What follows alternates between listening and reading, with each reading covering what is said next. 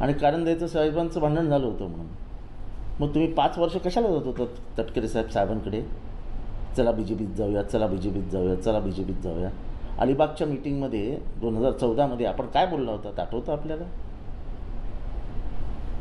हे 19 काय पहिल्यांदा होतं?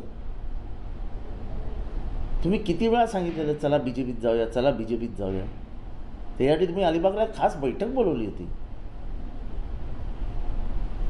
तर उगाच ते आयत्या वेळेस आता सगळंच अंगावर येतंय, सगळी भांडी फुटत आहेत. कारण नसताना पवारसाहेबांचं नाव घेऊ नका हो. त्यांनी आपली पुरोगामी भूमिका कधीही सोडली नाही.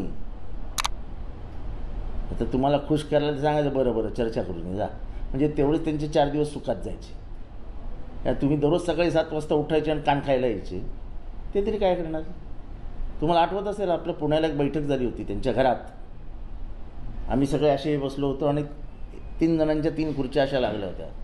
आम्ही जे असे बसलो होतो ते सगळे पवारसाहेबांना सांगत होतो, नाही साहेब आपल्याला बी जे पीवर नाही जायचं. मी कोणाचं नाव घेत नाही कोण बसलेले होते. आणि तुम्ही तिघं कोण बसले होते हे तुम्हाला आठवा जरा, तुम्ही काय सांगत होतात.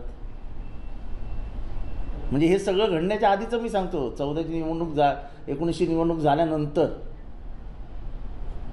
आता तुमच्या मनासारखं झालं नाही म्हणून शरद पवार वाईट, तर ठीक आहे, ते वाईट आहेत. कारण का त्यांना पुरोगामी भूमिका सोडायचीच नव्हती.